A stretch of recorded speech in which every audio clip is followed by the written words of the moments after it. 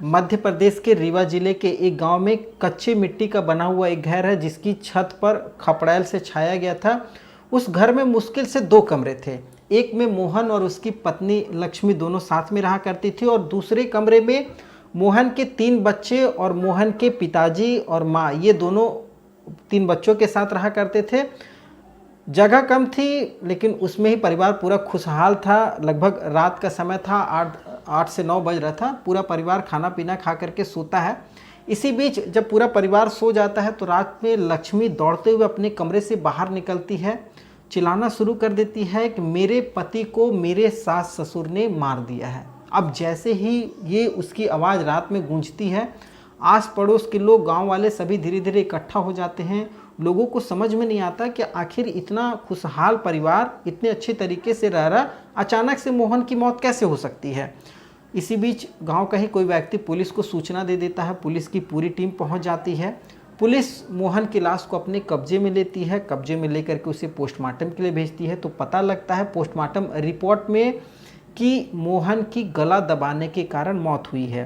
Police अपनी जांच पड़ताल आगे बढ़ाती है और जांच पड़ताल के दरमियान पुलिस को कुछ समझ ही नहीं आता। लगभग 15 से 16 दिन बीत जाते हैं। पुलिस जिस तरीके से जांच कर रही थी वो पुलिस को समझ ही नहीं आ रहा कि असली कातिल कौन है आखिर। एक तरफ पत्नी जो बार बार बेहोश हो रही है और जिसके बदहवास है, उसकी आवाज़ और उसकी होश व हवास उसके काबू में नहीं है। वहीं दूसरी तरफ उस मोहन के माँ बाप जो बुजुर्ग हो चुके हैं, जिनकी बोलने में जुबान तक लड़खड़ाती है। पुलिस शक करे तो सर करे किस पे? ना तो कोई ऐसा सबूत, ना कोई ऐसा गवाह। इसी बीच पुलिस मोहन के पूरे घर का सर्च अभियान करती है। सर्च अभियान में पुलिस को 2 ऐसे छोटे से सबूत मिलते हैं और इन सबूतों के आधार पर जब पुलिस अपनी कार्रवाई को और बढ़ाती है, पुलिस का दायरा बढ़ता है अपनी जांच का, तो ये जो पूरी घटनाक्रम है लगभग 18 दिनों के बाद लोगों के सामने निकल करके आती है कि कैसे एक पत्नी ने अपने पति को ही मौत के घाट उतारा और कैसे इतनी शातिर तरीके से अपने सास ससुर पर ही पूरा आरोप डालने की कोशिश की है। आखिर क्या रही होगी इस पूरी घटना को अंजाम देने के पीछे वजह, ये आज इस कहानी के माध्यम से हम लोग जानने की कोशिश करेंगे। नमस्कार, मैं सत्या सिंह और आप देख रहे हैं द बुड़बक मंच। दरअसल आज की जो ये पूरी सच्ची घटना है, ये घटना मध्य प्रदेश के रीवा जिले की है। रीवा जिले से 50 किलोमीटर दूर एक थाना लगता है, गुड़ थाना, और वहाँ के गांव है कुटी बाबा गांव। वहाँ की ये घटना बताई जा रही है और यहाँ मोहन अपनी पत्नी लक्ष्मी के साथ और अपने माँ बाप के साथ उस घर में रहा करता था। और लगभग ये पूरी घटना है 12 मई 2025 की। मोहन जिसकी मौत होती है, मौत होने के बाद पुलिस को जब सूचना दी जाती है, पुलिस की पूरी टीम मौके वारदात पर पहुंचती है, जांच पड़ताल शुरू की जाती है। तो पुलिस को तो शुरू में कुछ भी समझ में नहीं आता है। एक तरफ पत्नी बार बार बेहोश हो जा रही है, दूसरी तरफ सास ससुर जिनकी उम्र का अंदाजा मतलब इस तरीके से लग रहा है कि वो माँ बाप अपने बच्चे को कैसे हत्या कर सकते हैं। कोई माँ बाप, ये किसी के भी गले नहीं उतर रही थी, ना तो गाँव वाले के ना पुलिस वालों के। इसी बीच जब पुलिस अपनी तहकीकात कर रही थी तो तहकीकात के दरमियान मोहन की पत्नी लक्ष्मी के पास किसी अनजान नंबर से कॉल आता है। पुलिस पूछताछ कर रही है, वही जैसे ही कॉल आता है लक्ष्मी अपने मोबाइल फ़ोन को लेकर के थोड़ा सा साइड में हट जाती है। साइड में हट करके जो उसके बात करने का तौर तरीका था, वो तौर तरीका पुलिस को थोड़ा सा शक लगता है कि आखिर एक पति की मौत हुई है और ये अगर कोई पूछ भी रहा होगा परिवार का सदस्य कि हाँ क्या बात है क्या नहीं, तो लोग सामने से बताते हैं, लेकिन आखिर ये किससे छिपाना चाह रही है। तो पुलिस को शक होता है। पुलिस उसके पूरे कॉल डिटेल को निकलवाती है। कॉल डिटेल निकलवाने के बाद पुलिस को बहुत कुछ हासिल नहीं होता है। ऐसा लगता है कि हाँ कुछ 1-2 नंबर है जिस पे ये बहुत ज़्यादा बातचीत वगैरह करती थी, लेकिन उस पर भी शक करना काफ़ी मुश्किल था। तो पुलिस लक्ष्मी के पूरे घर का सर्च करवाती है। सर्च के दरमियान पता लगता है पुलिस को कि उस घर में, जिस घर में लक्ष्मी रहा करती थी, जिस कमरे में, उस कमरे में एक अनजान व्यक्ति का आधार कार्ड है और एक निरोध का पैकेट है और ये दोनों एक ही जगह पर रखे गए थे। जब पुलिस को ये दोनों चीज़ें मिलती है तो पुलिस लक्ष्मी से पूछती है कि ये आधार किसका है। तो लक्ष्मी शुरू में तो शक पका जाती है, वो कुछ बता नहीं पाती है, लेकिन पुलिस अंदर खाने अपनी तफ्तीश शुरू कर देती है। और जब पुलिस लक्ष्मी के जो कॉल डिटेल्स निकाली थी, उस कॉल डिटेल्स में जिस व्यक्ति का आधार कार्ड मिला था, ये दोनों मैच करते हैं। पुलिस शक के आधार पर लक्ष्मी को जब गिरफ्तार करती है, गिरफ्तार करने के बाद उससे जब कड़ाई से पूछताछ की जाती है तो वो बहुत ज़्यादा देर तक फिर टिकती नहीं है, वो टूट जाती है और जो चीज़ें वो बताती है वो चीज़ें हर किसी को परेशान कर देती है।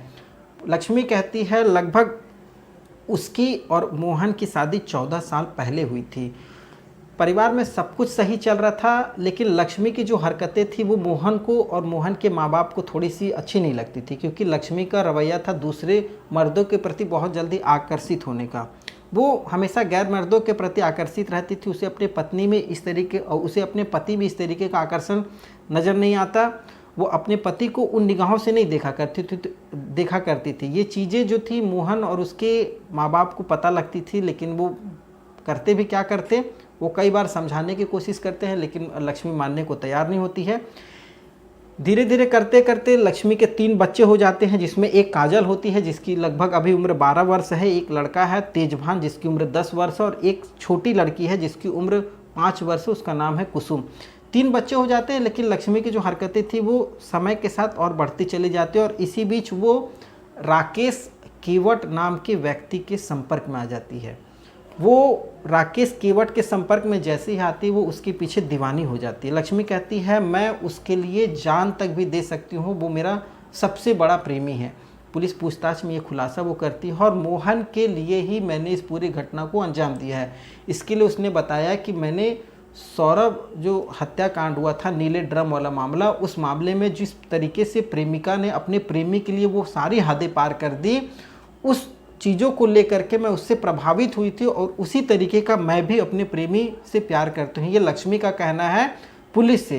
राकेश केवट को लेकर के वो इतना ज़्यादा उसके प्रेम में पागल थी कि उसके लिए वो कुछ भी कर सकती थी। इसी बीच वो राकेश के साथ अवैध संबंध बनाती थी। इन चीज़ों की जानकारी उसके पति मोहन को हो जाती है। मोहन समझाता भी है, लेकिन वो मानती नहीं है, और एक दिन मोहन खाना पीना खा करके रात में 12 मई की रात घर पे सोने की तैयारी कर रहा होता है। इसी बीच वो कमरे में जो लक्ष्मी है, लक्ष्मी का जो प्रेमी है राकेश केवट, उसका आधार कार्ड देख लेता है और एक निरोध का पैकेट देखता है। वो उससे पूछता है कि आखिर ये निरोध का पैकेट और इसका आधार कार्ड यहाँ कैसे आया है। तो लक्ष्मी उसे कहती है कि तुम अपने काम से काम रखो, तुम ज़्यादा इधर उधर ध्यान मत लगाओ, तुम बहुत ज़्यादा इधर उधर फालतू चीज़ों में अपना ध्यान मत खर्च करो। अब इन चीज़ों को लेकर के दोनों के बीच में झगड़ा शुरू हो जाता है। झगड़ा इस कदर बढ़ जाता है कि हाथापाई की भी नौबत आ जाती है, लेकिन फिर धीरे धीरे मामला शांत हो जाता है, क्योंकि रात का समय था। मोहन चद्दर वगैरह ओढ़ करके बाकायदे कमरे में सो जाता है। लक्ष्मी सोने का नाटक करती है, लेकिन सोई नहीं होती है। वो रात भर जागती है। जब उसे पता चल जाता है कि अब मोहन गहरी नींद में सो चुका है, तो वो अपने मोबाइल का चार्जर, जो तार होता है चार्जर का प्लग, उस चार्जर को तार को लेती है और तार से मोहन का पहले गला कस देती है। मोहन छटपटाना शुरू करता है। वो तब तक छटपटाता है जब तक उसकी सांसें नहीं थम जाती है। जब उसकी पत्नी को एहसास होता है कि मोहन मरने वाला है, वो और कसे जा रहे थे उसके गर्दन को, और इसी बीच वो चार्जर का तार टूट जाता है। तो वो सोचती है कि अब मोहन बच जाएगा। वो तुरंत स्कार्फ उठाती, स्कार्फ से फिर उसका गला दबाती है। गला दबाने के बाद जब उसको एहसास हो जाता है कि अब ये मर चुका है, छोड़ देती है। फिर अपने हाथों से उसका गला दबा करके चेक करती है कि वाकई ये सच में मर चुका है, अभी जीवित है। ये पूरी प्लानिंग के तहत इस घटना को अंजाम देती है। उसके बाद बाकायदा वो एक प्लग लेती है, वो प्लग को बिजली के बोर्ड में लगाती है और उसका तार अपने शरीर में छुआने की कोशिश करती है, और इन चीज़ों को वो दिखाने की कोशिश करती है कि मेरे जो सास ससुर हैं यानी मोहन के माता पिता, वो मोहन को मारने के बाद मुझे भी करंट लगा करके मारना चाहते थे। ये वो आरोप और ये चीज़ों को वो मोहन के माँ बाप पे लगाना चाहती थी कि मोहन के माँ बाप ही असली दोषी हैं। लेकिन उसका ये चालबाजी बहुत ज़्यादा दिन तक चला नहीं, 15 से 17 दिन ये पूरी चालबाजी चलती है। और इस पूरे घटनाक्रम का पुलिस की तत्परता से जब खुलासा होता है तो सारी चीज़ें फिर निकल करके आ जाती हैं। और जो टीआई है पुलिस के श्रृंगेश राजपूत, उन्होंने इस पूरे घटनाक्रम की जानकारी दी और बताया कि कैसे एक शातिर महिला ने अपने पति को ही अपने बच्चों के रहते हुए अपने पति को मौत के घाट उतारा। और इसके पीछे अब 3 बच्चे हैं। अब उन 3 बच्चों का लोग गांव वाले सोच करके अलग परेशान हैं कि आखिर ये 3 बच्चों का अब होगा क्या। एक तरफ बाप का साया उजड़ चुका है, दूसरी तरफ माँ अब जेल जा चुकी है, वो माँ जो अपने पति का ही कातिल है। उसके अलावा अब परिवार में मात्र 2 बुजुर्ग बचे हैं जिनकी उम्र भी लगभग 65 से 70 वर्ष है, और वो भी बीमार ही अधिकतर रहते। तो अब ये मासूम छोटे छोटे बच्चों का हो गया क्या। ये सब बहुत सारी चीज़ें थी। जब पुलिस, बताया जा रहा है कि जब लक्ष्मी को गिरफ्तार करके ले जाती है तो वो जब पुलिस की वैन में बैठी होती है, वो पुलिस के सामने अपने सास ससुर और ननद को धमकी देती है कि मैं बहुत जल्द जेल में नहीं रहूँगी, मैं जिस दिन छूट करके आऊँगी उस दिन तुम तीनों को मार करके फिर से मैं जेल जाऊँगी, लेकिन मैं मारूँगी तुम लोगों को। ये कह करके वो जेल से गई है, और माँ बाप अभी भी डरे सहमे हैं, उस कमरे में, उस घर में सोना नहीं चाहते हैं। उन्हें बार बार ये चीज़ें कसूरती हैं कि कैसे उनका बेटा तड़प तड़प करके मरा होगा उस घर में, कैसे एक पत्नी ने अपने पति को मौत के घाट उतार दिया। वो जरा सा भी अपने 3 मासूम बच्चों का ख्याल नहीं कर पाई कि आखिर इन 3 बच्चों का कौन देखभाल करेगा। और लोग प्यार में इस कदर पागल हो जाते हैं कि वो हर चीज़ों को भुला जाते हैं। खैर, न तो अब उसका प्रेमी काम आ रहा है और न तो वो हत्या काम आ रही है उसके लिए, जिस हत्या को उसने अंजाम दिया था कि इसको अंजाम देने के बाद वो सुखी जीवन जिएगी। खैर, अब उसका जीवन जो है वो जेल में कटने वाला है। इस कहानी और इस घटना को सुनाने का उद्देश्य किसी की भावनाओं को ठेस पहुंचाना बिल्कुल भी नहीं है, बस आपको जागरूक करना है इस कहानी के माध्यम से।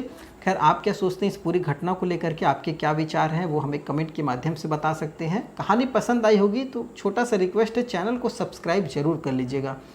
आपके सब्सक्राइब से थोड़ा सा हमें भी मोटिवेशन मिलता है और अच्छी अच्छी कहानियाँ लेकर के आते हैं। और कोई सुधार की ज़रूरत हो तो आप हमें कमेंट के माध्यम से बता सकते हैं क्या सुधार किया जाए। उन चीज़ों को भी हम बहुत हद तक कोशिश करेंगे कि उन चीज़ों को सुधार किया जाए। खैर, आगे फिर एक नई कहानी के साथ नई वीडियो में मिलेंगे, तब तक के लिए जय हिंद, वंदे मातरम।